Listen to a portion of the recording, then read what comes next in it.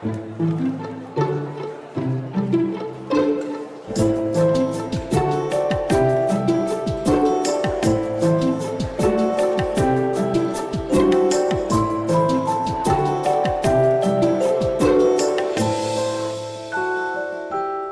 c'est moi qui ai cette chance.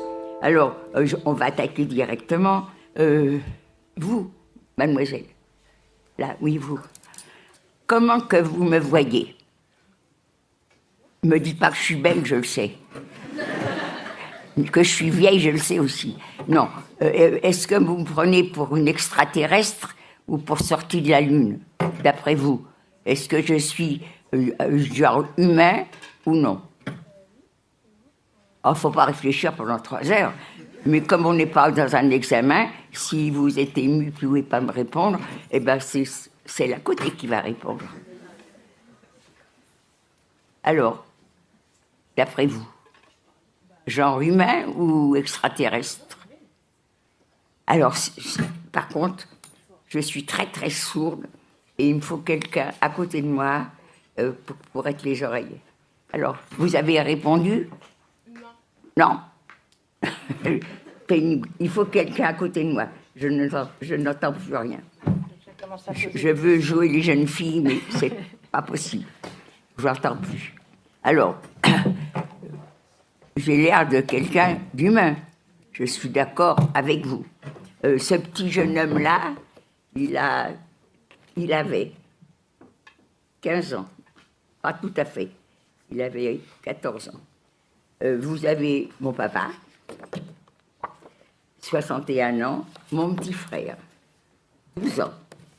Comme moi, vous les voyez, ils sont des êtres humains. Pas pour Hitler. Hitler haïssait les Juifs. Pour lui, on n'était rien du tout, on était de la vermine. Ah, de la vermine. Qu'est-ce qu'on fait de la vermine, d'après vous? Allez, j'interroge quelqu'un d'autre. Le jeune homme, baissez pas la tête, tant pis, je vous ai vu. Alors, qu'est-ce qu'on fait de la vermine? Comment? Qu'est-ce qu'on fait de la vermine? On l'écrase, on la tue. Alors voilà, Hitler voulait nous tuer, on était de la vermine.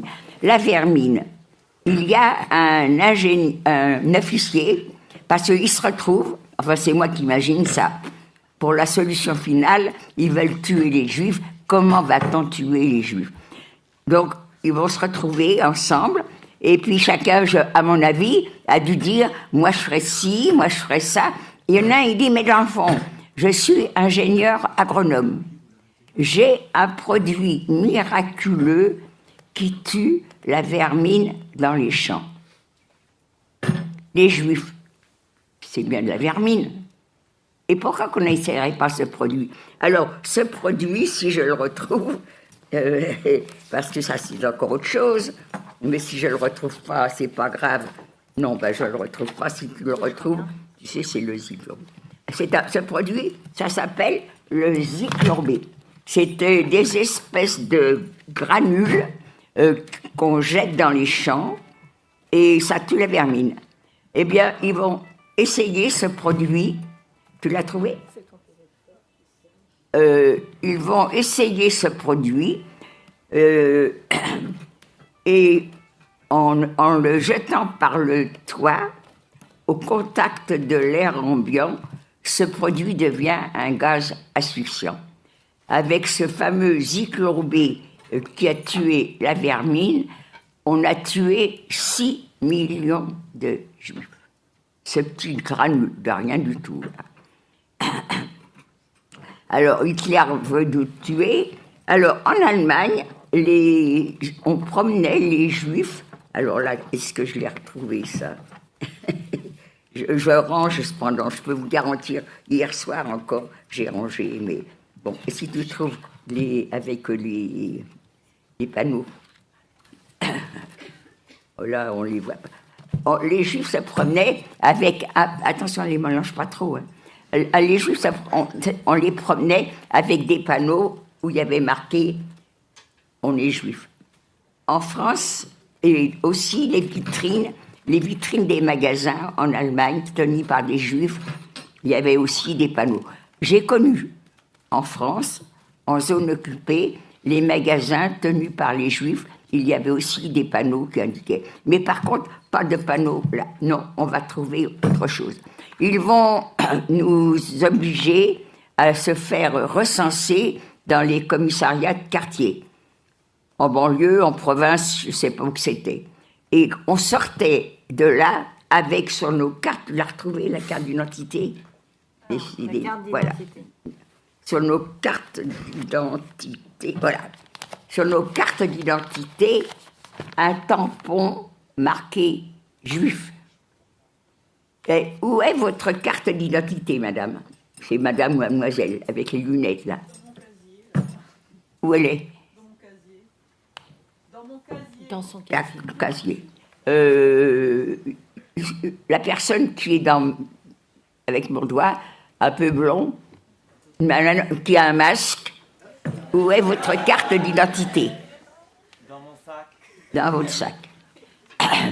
Donc, dans un sac, dans le casier, on ne voit pas qu'on est juif. Hitler veut nous humilier. Il veut que tout le monde voit qu'on est juif. Alors, ils vont nous obliger, parce que si c'est sur la carte d'identité, vous avez vu, carte d'identité dans la poche, dans le portefeuille, à la maison, mais on ne voit pas. Alors, ils vont nous obliger à faire une étoile en tissu jaune, bordée de noir, vous voyez, c'est très joli, hein, marqué juif à l'intérieur. Et cette étoile en tissu, il a fallu l'acheter, pas avec de l'argent. À l'époque, il y avait des restrictions, il fallait des tickets de textile, si on voulait un maillot de corps, si on voulait une culotte, si on voulait des bas, il fallait des tickets de textile. Eh bien, il a fallu donner des tickets de textile pour nous humilier. Alors, j'ai jamais été humiliée. Je suis juive, bon, eh ben, je suis juive et puis c'est tout. Alors maintenant, tout le monde voit que nous sommes juives, et là maintenant, il y a des lois qui vont être promulguées. Et ces lois, par le fait, empêchent les juifs de vivre presque.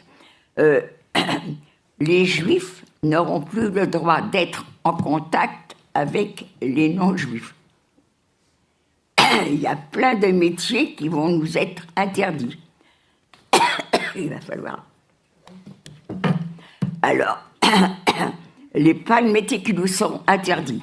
Les médecins, les chirurgiens, les dentistes, les artistes, les commerçants, on est en contact avec les gens. Eh bien, tu n'as plus le droit d'être en contact. Mon père a un petit atelier.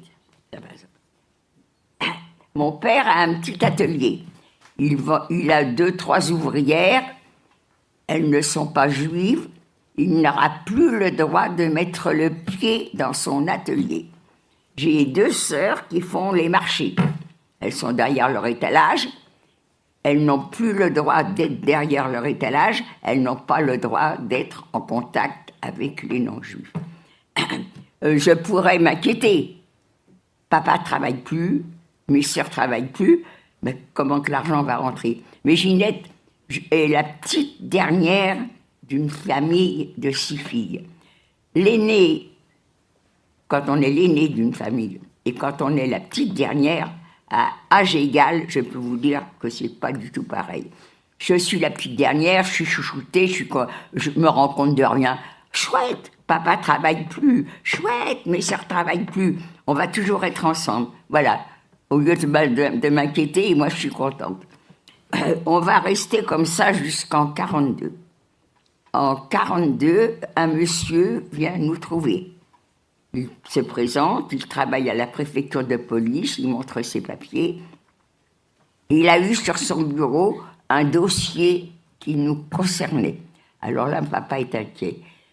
Commissariat, déjà c'est pas mal, mais à la préfecture, un dossier sur nous, qu'est-ce qui se passe?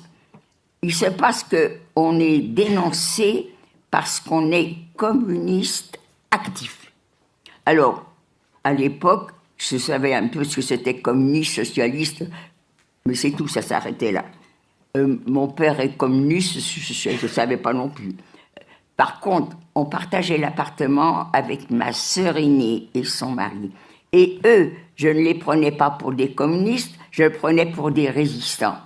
Ils avaient beaucoup de copains qui arrivaient, pour en avoir des copains, ils avaient beaucoup de copains. Il y en a qui arrivaient très tard le soir, qui partaient très tôt le matin, d'autres qui restaient une journée, 2 journées sans bouger. Ça me semblait quand même un peu louche, mais je les voyais résistants. En réalité, beaucoup de communistes étaient résistants, et c'est pour ça d'ailleurs que Hitler leur faisait la chasse. Donc, ce monsieur nous prévient, vous êtes juif, vous êtes communiste, attention, on va vous aller surveiller de très près. Et il nous conseille de quitter la zone occupée pour aller en zone libre. Vous vous rappelez, la France a été coupée en 2. Zone occupée, zone libre, c'est comme si c'était 2 pays différents. Toi, jeune homme, d'après toi, qu'est-ce qu'il faut pour aller d'un pays à un autre? Des passeports. Comment? Des passeports. Voilà, exactement. Il faut des papiers d'identité. Est-ce que tu te rappelles comment était notre carte d'identité? Marquée avec un juif. Voilà. Le tampon juif. Le tampon juif sur la carte d'identité nous empêchait de quitter la région où on s'était fait recenser.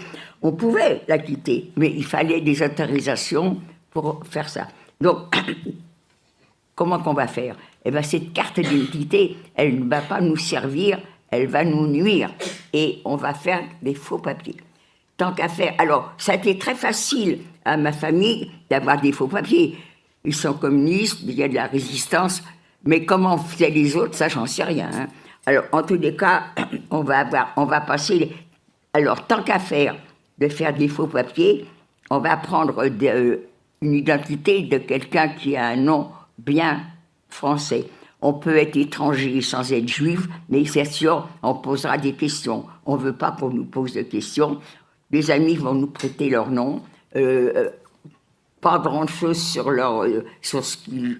tout au moins quelques détails. Surtout, les adresses des églises où ils se sont fait baptiser, première communion, et leurs parents se sont mariés. Ça, c'est précieux, les adresses d'église.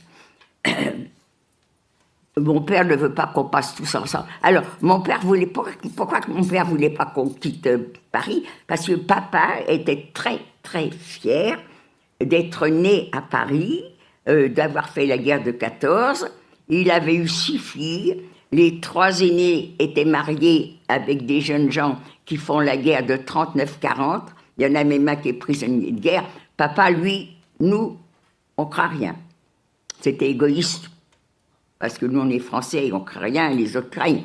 Mais vous savez, il ne faut pas trop demander non plus. Donc, on ne craint rien. Et en fin de compte, comme on était communiste, il a fallu partir. Avec mon... Ils vont s'arranger. Papa ne veut pas qu'on passe tous ensemble en même temps. On ne sait jamais ce qui peut arriver. Il va nous partager en 4 groupes et il y aura un point de ralliement. Aix-les-Bains. Aix-les-Bains, tout le monde s'est retrouvé à Aix-les-Bains. Ça veut dire que ça s'est bien passé. Ça s'est pas très bien passé, mais ça s'est très bien terminé. 2 groupes. Tout ce qui avait été prévu est arrivé. Aucun problème, ils sont en Aix-les-Bains. Un groupe, mon père, ma mère, une sœur, vont passer avec l'aide des cheminots. Ils vont prendre le train à la gare de Lyon, ils vont descendre à Lyon. Devant le wagon, quand ils vont descendre, un monsieur sera là pour les prendre en charge. Ils arrivent à Lyon, tout le monde descend, eux aussi, tout le monde quitte le quai. Eh bien, il reste 3 personnes sur le quai. Ce monsieur qui devait être là, il n'est pas là. Ma mère, quand elle raconte cette histoire, elle dit « On est resté longtemps. » Non, maman, t'es pas resté longtemps. Ça t'a semblé long, parce que quand on a peur, ça paraît 1 heure. C'est 1 minute, c'est 1 heure. Ce monsieur est arrivé, il va les prendre en charge. Je suis avec 2 de mes sœurs. Nous, c'est à Angoulême. qu'on va aller pour passer la ligne de démarcation. On a rendez-vous au buffet de la gare. Alors moi, j'ai jamais vu ce monsieur ou cette dame, mais mes sœurs peut-être que si. On arrive au buffet de la gare, il y a quelques personnes. Le train qui nous a emmenés de Paris à Angoulême quitte la gare. Toutes les issues du buffet de la gare sont surveillées. Gendarmes français, gendarmes allemands, plus personne ne peut ni entrer ni sortir du buffet de la gare. Contrôle de papier. Contrôle de papier, on a des faux papiers, on craint rien. Tout au moins, on n'y pensait pas. Mais par contre, moi, Ginette, je faisais partie du Racing Club. On m'avait parrainé pour rentrer au Racing Club. Ce club de sport prestigieux, vous vous rendez compte, il aurait fallu que je déchire cette carte-là. Ah non, ça, c'était pas possible. Alors j'avoue à mes sœurs, il y a les faux papiers, mais j'ai la carte avec, avec mon vrai nom. Ne te casse pas la tête, demande d'aller aux toilettes. Je demande aux toilettes. Celui qui surveille, le soldat m'accompagne. Naturellement, il ne va pas aller jusqu'au bout, mais il reste devant la porte. Si je déchire, il va entendre. C'est dangereux. Alors j'ai peur et je reviens avec ma carte. Et je dis à mes sœurs, ça n'a pas marché. Alors, on a mangé, j'ai avalé ma carte, cette carte d'identité. Comment qu'on l'a avalée? Je sais qu'on a mastiqué ce papier parce que c'est des cartons assez durs. On avait une espèce de petite boule de papier dans la bouche, mais une petite boule de papier dans la bouche, quand t'as rien pour avaler, ben c'est drôlement embêtant. Alors, est-ce qu'il y avait quelqu'un avec nous? Est-ce que cette dame était au départ avec nous, ou est-ce qu'elle était dans les rangs avec nous et qu'elle nous a entendu parler? Je ne m'en souviens pas. En tous les cas, elle avait une petite bouteille d'alcool, de gnôle, et comme il y avait cette boule de papier qu'on ne pouvait pas avaler, on a bu quelques gouttes d'alcool, et je crois que c'est peut-être ça qui fait que ça m'a sauvé, parce que ça serait maintenant, ces quelques gouttes d'alcool. Je ne dis pas que je suis alcoolique, mais enfin, j'ai déjà bu un petit peu d'alcool sans être saoul. Mais là, jamais j'avais bu d'alcool. Et là, mes sœurs non plus d'ailleurs. Et là, donc, contrôle de papier, ils nous accusent, vous êtes juive? Vous êtes juive? On est juive. Ça, c'est pas mal, alors. Mais non qu'on n'est pas juive. Vous avez qu'à vérifier. Et puis, vous vous rappelez, les églises et tout ça. On n'aurait pas bu cet alcool. On nous accuse d'être juive. On serait peut-être morte de peur. Et non, on aurait vu qu'on était en tort. Tandis que là, avec une assurance extraordinaire, mais non, vérifiez. Eh bien, ils nous ont gardés 2 jours, 3 jours, je m'en souviens pas non plus, et ils nous ont relâchés. Et on est passé par Chalon-sur-Saône, et là, on s'est retrouvés à Aix-les-Bains. Aix-les-Bains, c'est pas le but. Aix-les-Bains, c'était pour qu'on se retrouve. Le but, c'est d'aller à Avignon. Ma sœur aînée a des amis à Avignon. Elle leur a demandé de nous trouver quelque chose. La famille est grande, on veut être ensemble. Ils nous ont trouvé quelque chose à Montfavet, à côté d'Avignon. Un monsieur a une grande propriété. Il nous a loué son premier étage. C'est d'ailleurs maintenant un très grand hôtel. Et on va vivre chez lui pendant 3 mois. Mais pendant ces 3 mois, il faut travailler. L'argent est parti. Là, maintenant, il faut vraiment qu'on travaille. Il faut quand même qu'on gagne de l'argent. Alors, j'ai 2 sœurs qui sont secrétaires. Moi, j'ai fait 1 an d'école commerciale. J'ai jamais travaillé, mais j'ai eu un petit diplôme. Je sais taper à la machine, je sais prendre un stylo. On cherche toutes les 3 travail.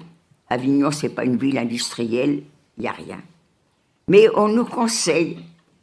Vous devriez aller voir, à côté d'Avignon, il y a une grosse boîte de Paris, Péchinet, qui, dès le début de la guerre, a transféré ses bureaux à Vedène. Peut-être, et ceux qui voulaient les suivre les ont suivis. Peut-être que là, vous auriez une chance. Naturellement, on a suivi les conseils.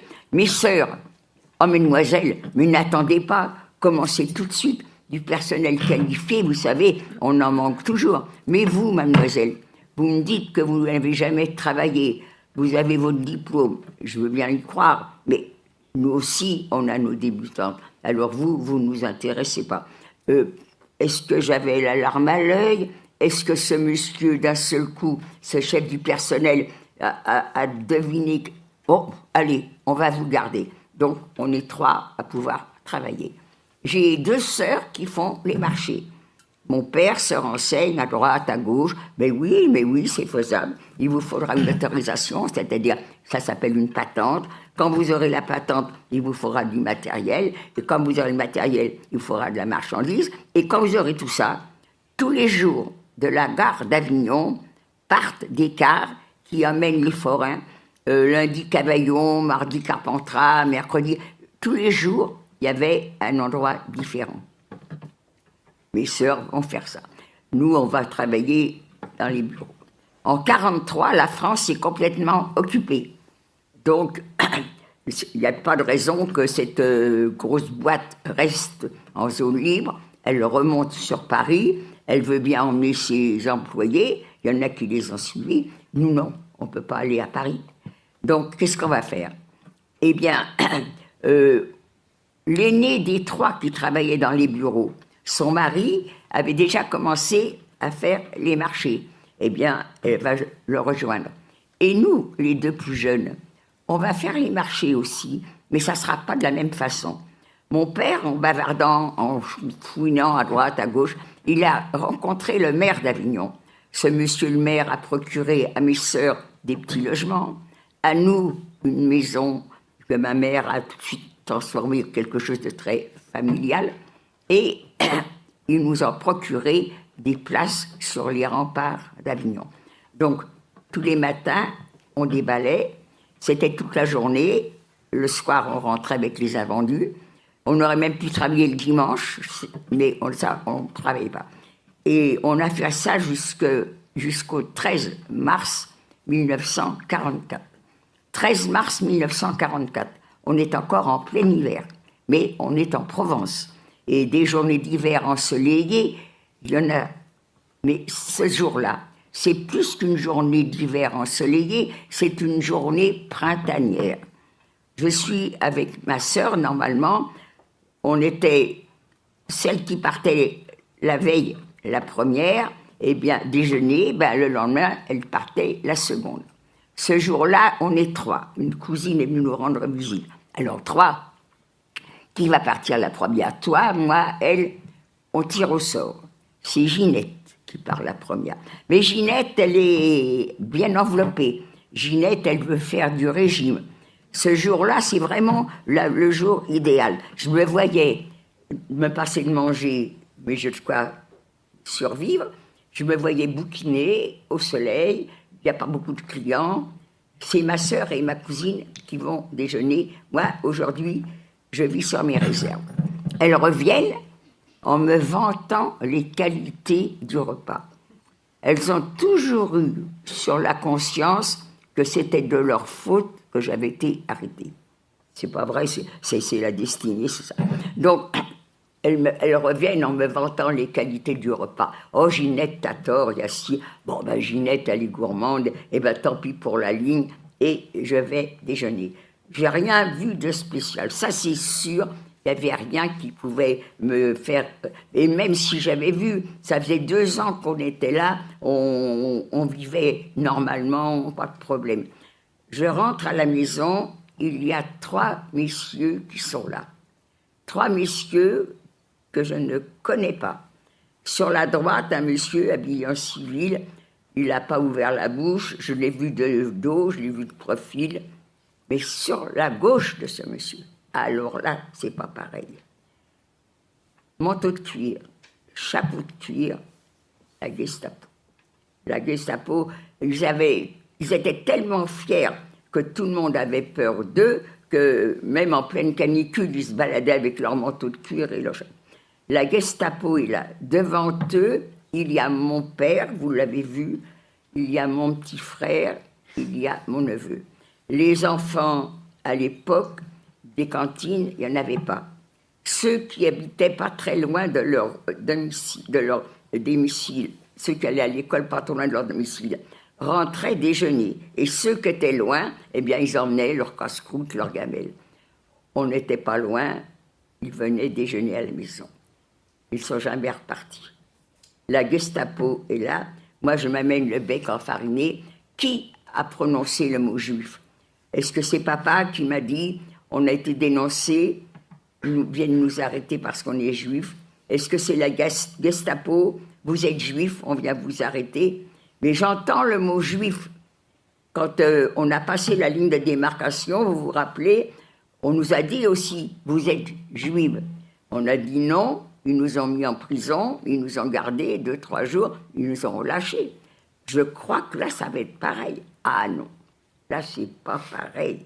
Là, je suis toute seule comme représentant des femmes, et il y a 3 personnes du sexe masculin.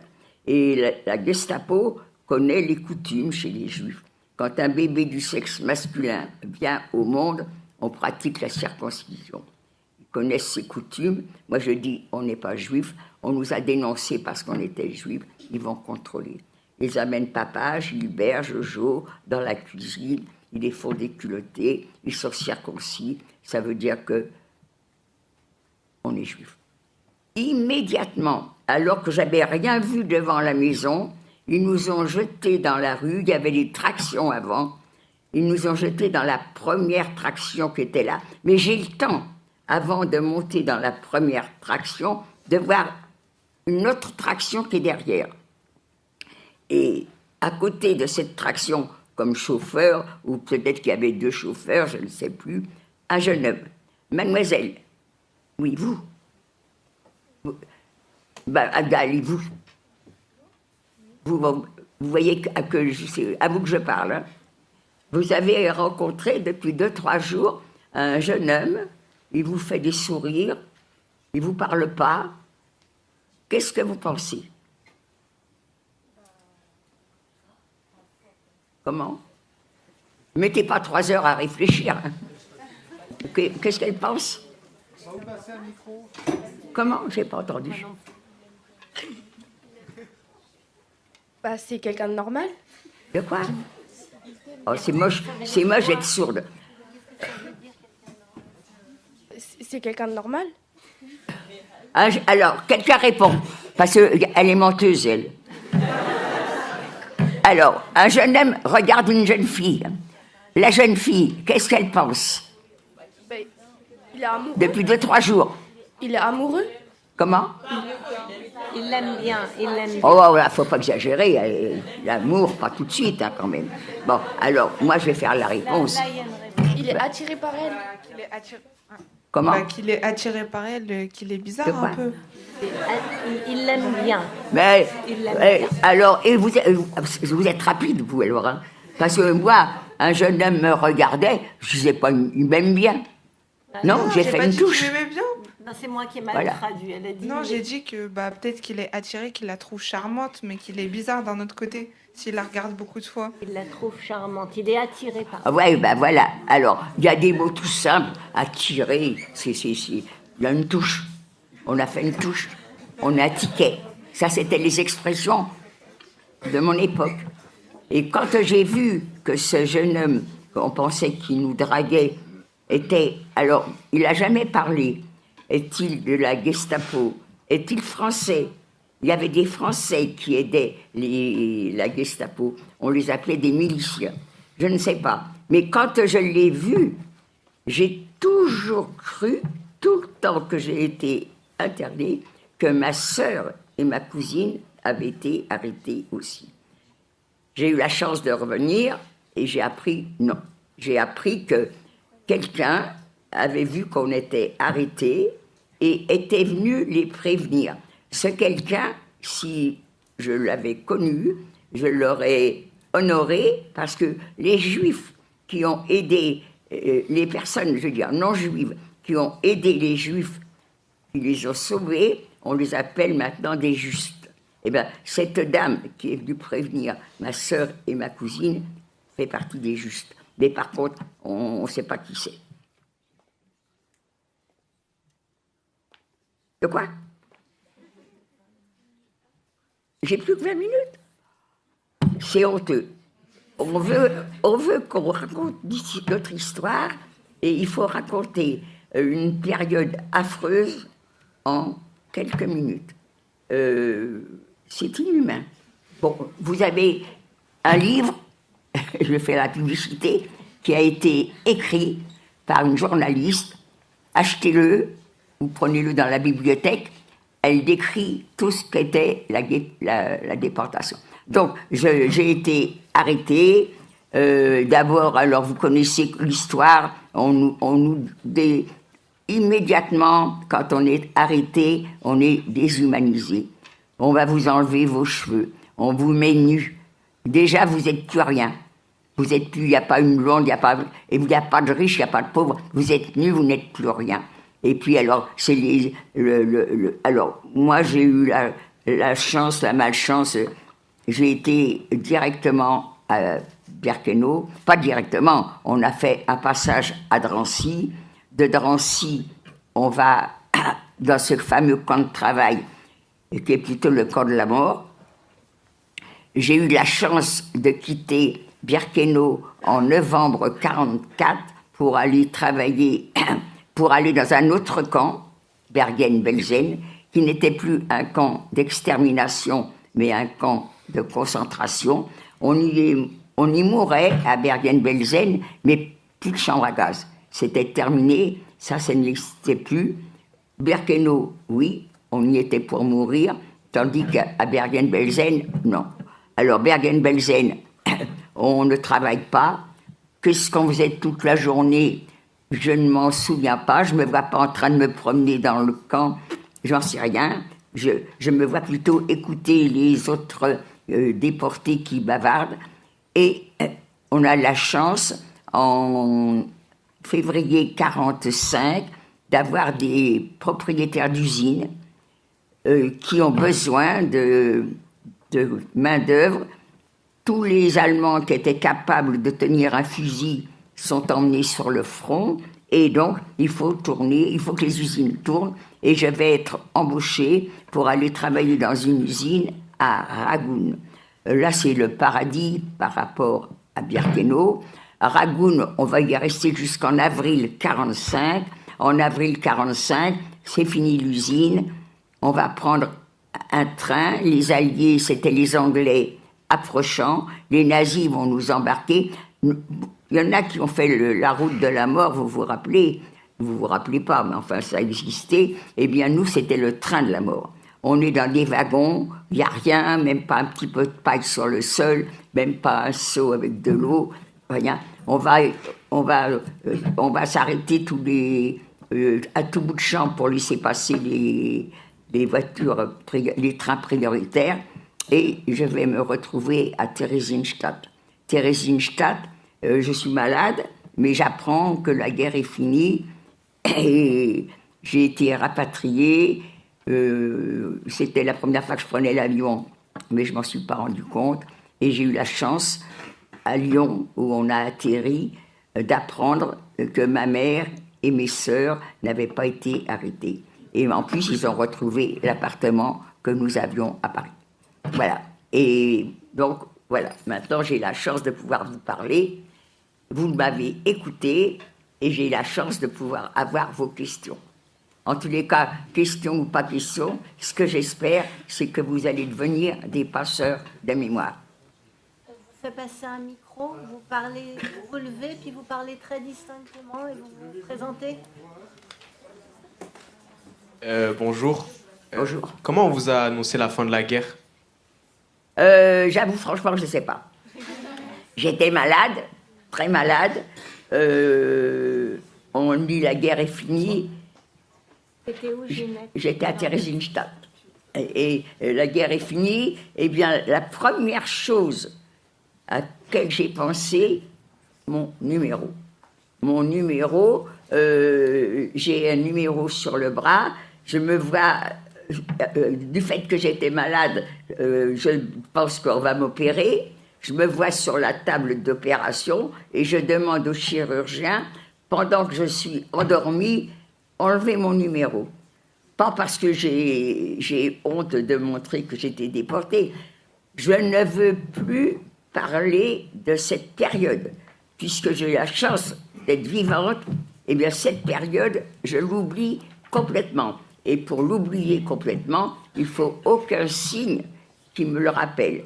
Le numéro, alors le numéro, je le montre parce que c'est toujours bizarre, parce que vous avez des tatouages superbes et les gens veulent voir mon numéro. Mais attention, mon numéro, il a été très très bien tatoué. J'ai de la chance, j'ai un beau numéro. Mon numéro 78 599, je ne sais pas du tout à quoi il correspond. J'ai jamais posé la question.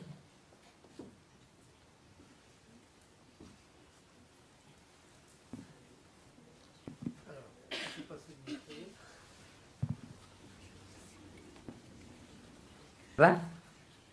Bonjour.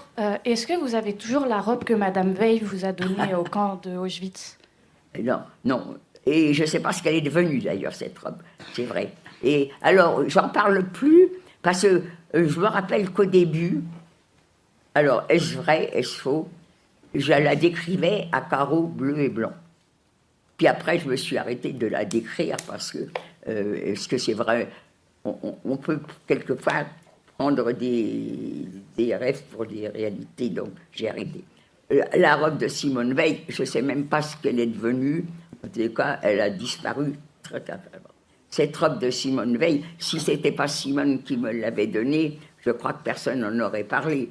Mais on fait une corvée en arrivant, et des corvées, c'était n'importe quoi. Porter des pierres, transporter des pierres, c'était ça les corvées, pour nous apprendre ce que c'était que de vivre dans un camp d'extermination. Et je suis à travailler avec Simone, on porte des pierres, il y a la Capot qui a vraiment la réputation d'être la plus mauvaise des capots, et c'est peu dire, nous commande, et il pleut ce matin-là des cordes. Elles ne sont pas si bonnes que ça, les capots, elles vous laissent travailler sous la pluie. On passe devant un mirador, il est ouvert, c'est des miradors en hauteur, ça veut dire que si c'est en hauteur, il y a un escalier pour y accéder. S'il y a un escalier, il y a comme un petit palier, il est ouvert, elle nous permet d'aller nous mettre à l'abri. Il y avait de la laine de verre par terre, je me rappelle. On s'est assise, comme on s'est assise et qu'on est toujours très fatigué, on s'est mis l'une dans l'autre pour se réchauffer et on commençait à s'endormir. La Capot, voyant ça, naturellement, nous a virés. C'est fini l'abri. On est coincé dans la porte de... Elle ne voit que Simone. J'ai encore dans la tête, t'es trop belle. C'est trop belle. Ouais, bah, elle était belle, c'est vrai, mais j'étais pas tellement mal à côté. Hein. Mais moi, elle m'a même pas vue. Et Simone, qui est une brave fille, était gênée que cette Capot n'arrêtait pas de lui faire des compliments. Et quand elle lui a amené des robes comme elle avait promis, moi j'étais étonnée. Pourquoi à moi alors qu'elle a sa mère et ses sœurs? Ben non, elle en avait amené plusieurs, donc elle en a donné à sa mère, à sa sœur, et à moi, elle m'en a donné une. Et moi, j'ai toujours dit à Simone, ta robe, elle m'a sauvé la vie. J'avais perdu le moral. C'est moi qui ai dit à papa et à Gilbert de monter sur les camions. Donc, j'ai envoyé mon père et mon frère à la mort. Mon neveu avait 14 ans. À 15 ans, on rentrait dans le camp, pas à 14. Donc, lui aussi est parti en fumée. Et j'avais cette robe qui était là. Non, c'était pas. On m'avait donné une espèce de, en guise de combinaison, une espèce de chemise de nuit qui me protégeait le contact de la couverture qui était désagréable. Eh bien, une nuit et le lendemain, elle est plus là. Donc, je suis démoralisée. Et quand on était démoralisé, c'est mauvais. Vous savez, la mort, elle est proche. Et cette robe, eh ben, cette robe, ça m'a donné un goût de vitamine. Voilà, c'est ça l'histoire de la robe.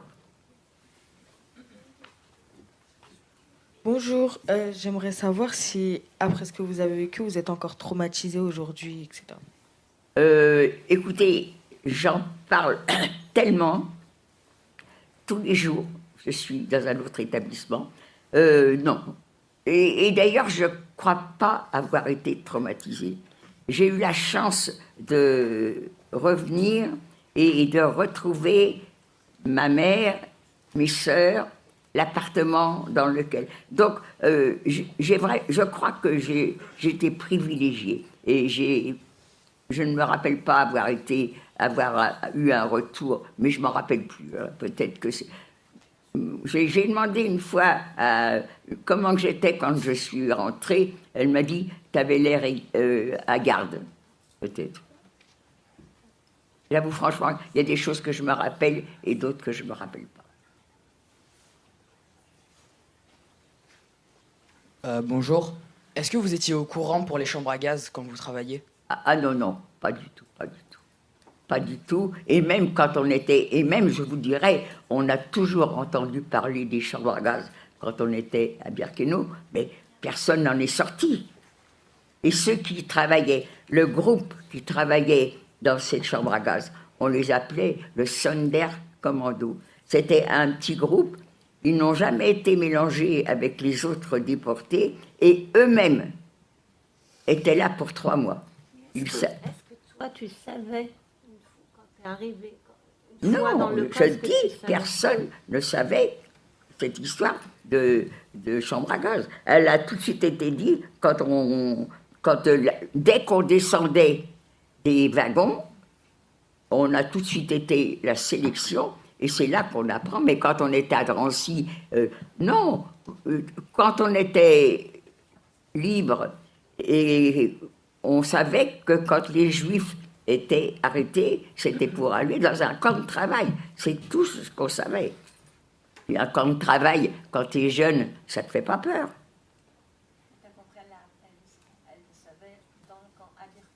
On arrive, c'est quand on arrive, quand il y a cette fameuse sélection qui dit que toi tu vas marcher à pied et l'autre va aller sur les camions, c'est là qu'on apprend que tous ceux qui étaient sur les camions n'avaient même pas mis un pied directement dans les chambres à gaz.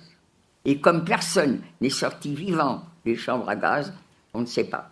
Par contre, il y a eu une grande cérémonie en Pologne pour le 75e anniversaire de la libération du camp. Il y avait énormément de toute l'Europe, il y avait des survivants, et il y a un monsieur qui a pris la parole, il était italien, et il faisait partie du Sonderkommando. Et c'est là, 75 ans après, que j'ai appris comment que ça se passait. Comment il rentrait pour chercher les morts, quand quand la mort avait fait son travail, il fallait sortir les morts de la chambre à gaz et pour les emmener dans les fours crématoires. Et lui nous a raconté comment il trouvait les personnes dans les chambres à gaz. Et je peux vous dire que je préfère ne pas en parler parce que moi j'ai toujours cru, oui, j'ai envoyé papa dans les chambres à gaz, mais dans le fond comme ça, ils rentrent dans une chambre à gaz, on les asphyxie, 5-6 minutes après, eh ben, il n'y a plus personne. Eh ben, je peux vous dire que je me suis trompée complètement. Parce que ce n'est pas 5-6 minutes, c'est 20-25 minutes. Et ça change. Et quand ce monsieur, en plus, nous a raconté dans quel état était cette salle, je peux vous dire que ça a dû être affreux. Et affreux pendant combien de temps? Et j'espère que vous n'aurez jamais, jamais, jamais, jamais à passer des choses comme ça. Bonjour, vous aviez quel âge quand vous vous êtes fait déporter? Avec quel âge quand tu as été J'avais 19 ans.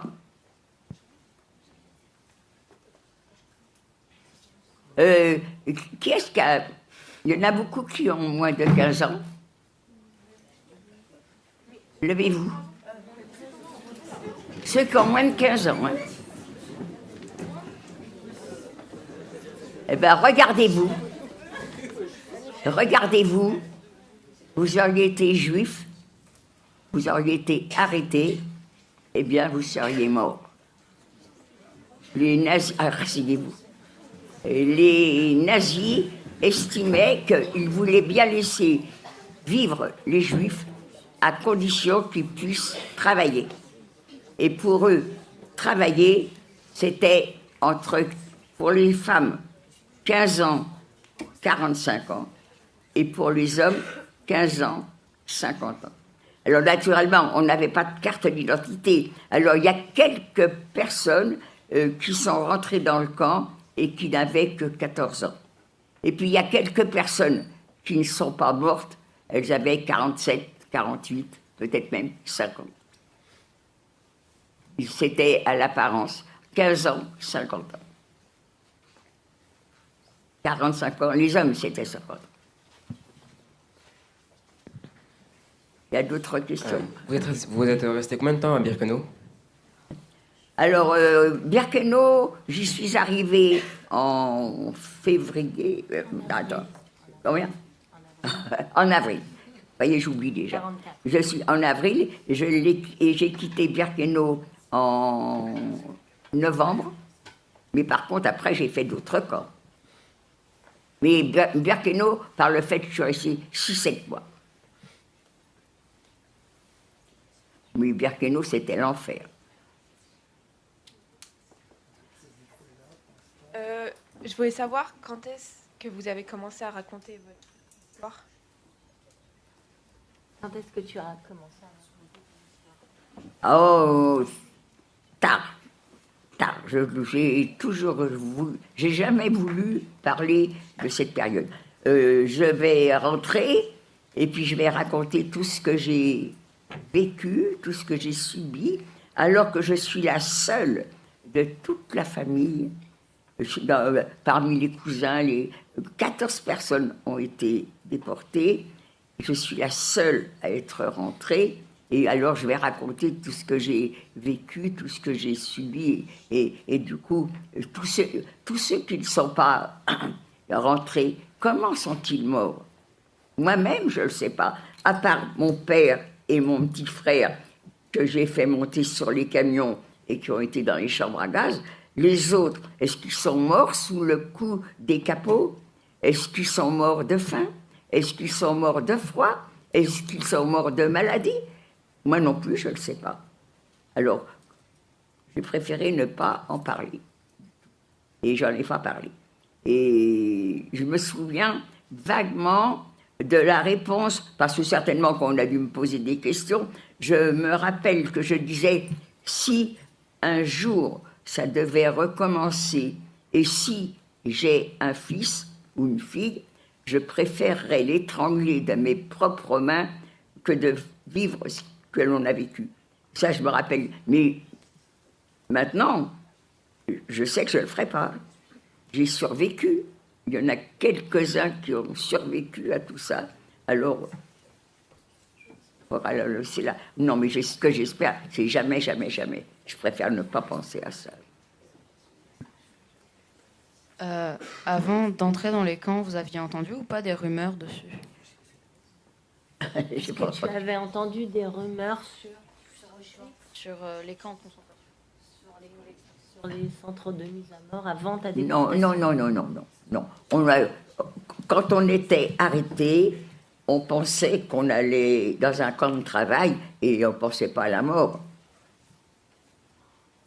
Personne n'est sorti vivant des camps de Birkenau, pour le dire. Alors, les résistants, Justement, ça c'est une question que je me pose. Les résistants, quand ils étaient arrêtés, c'était pas pour qu'on les tue. Et alors, est-ce qu'ils sortaient au bout de 3 mois, 4 mois, je sais pas. Enfin, certains ont été fusillés. Eh ben, je sais pas. Certains ont été déportés dans des camps. Oui, ben, des camps, il y avait Buchenwald et... Oui, mais est-ce qu'on allait à Buchenwald pour 6 mois, 1 an, et on en sortait? Ou aussi, à Buchenwald, c'était la mort qui... Je sais. Vous voyez, il y a des... Encore maintenant, vous voyez, il y a des choses, des questions qui restent sans réponse. Je ne sais pas. Bonjour, c'était quoi, enfin j'ai pas compris, c'est quoi les capots? Les capots? Oui. Les capots, c'était ceux qui nous commandaient au travail.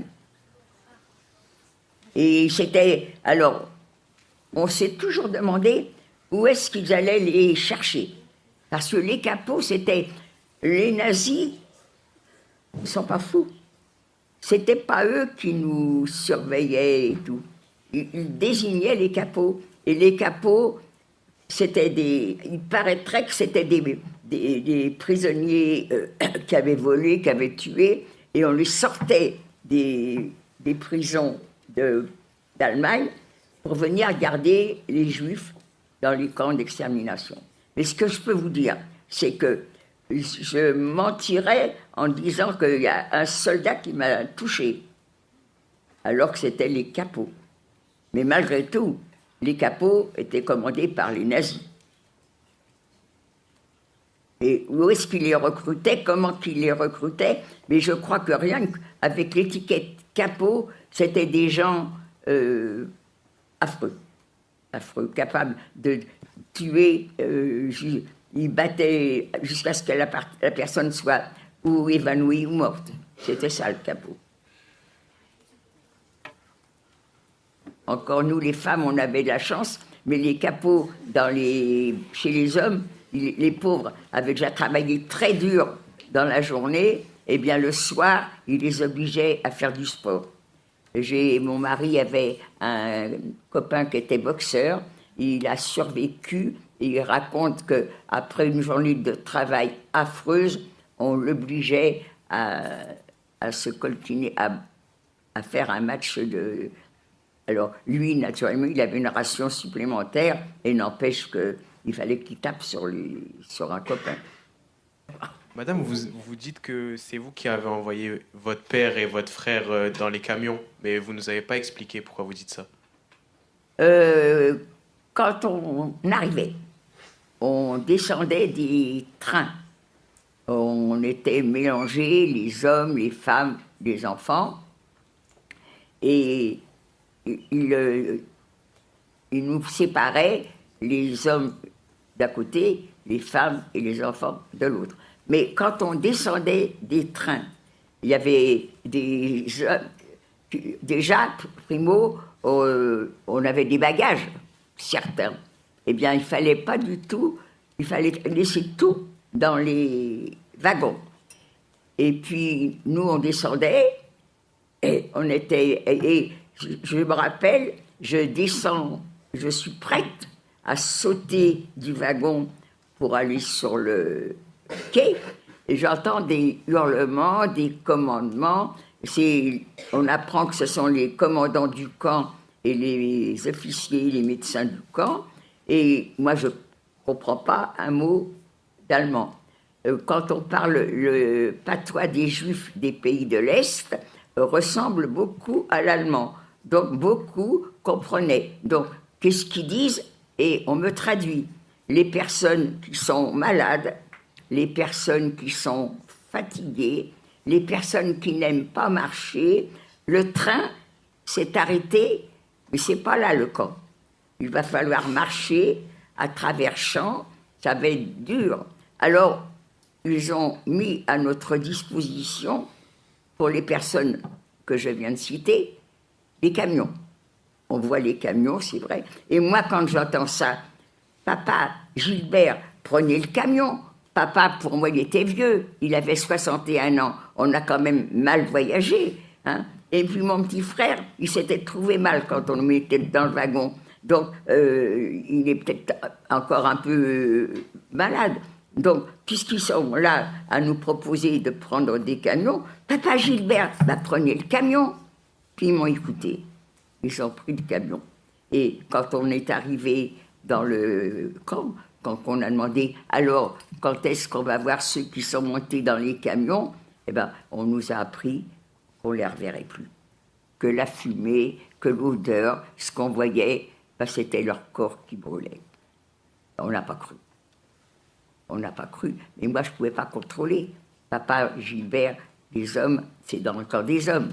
Mais ceux qui étaient avec leur mère, leur grand-mère, leur cousine, et qui, eh ben, ils les ont jamais vus revenir.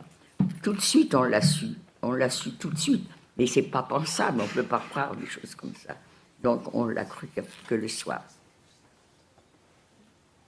Bonjour.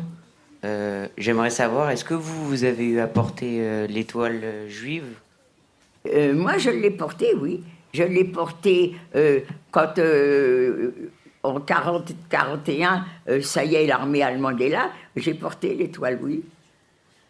Mais ça ne me gênait pas. Par contre, je vais vous dire franchement, il y a des fois que je ne la mettais pas. Mais c'était très, très dangereux. On était jeunes, on ne se rendait pas compte.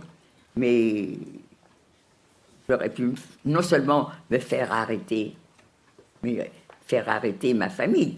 Justement, Simone Veil raconte son histoire. Ses copains finissent l'année scolaire. Elle a passé le bac. Elle ne sait pas si elle l'a eu ou si elle ne l'a pas eu, mais l'année scolaire est terminée. Ils se promènent, tous les jeunes étudiants comme ça, ils se promènent sur la promenade des Anglais, et les Juifs n'avaient pas le droit d'être sur la promenade des Anglais. Donc, il y a un contrôle d'identité, elle est juive, c'est marqué sur sa carte d'identité. Comme elle est mineure, on l'emmène au commissariat et on fait venir quelqu'un de sa famille pour venir la chercher. Ben, c'était sa sœur, je crois. Ça a commencé par sa mère. Ils ont gardé la mère. Et puis après, c'est la sœur qui s'inquiète. Alors, ben, ils ont gardé la sœur aussi. Et puis après, c'est le frère et le père qui ne voient pas. On leur apprend que leur mère, leur sœur sont en prison, au commissariat. Ils ont été les chercher et ils sont tous... voilà. Pour une bêtise, elles n'avaient pas le droit... Elle aussi, Simone, a toujours eu dans la mauvaise conscience. Alors, on va devoir... Je suis désolée. On va devoir arrêter les questions. Je vous propose... voilà.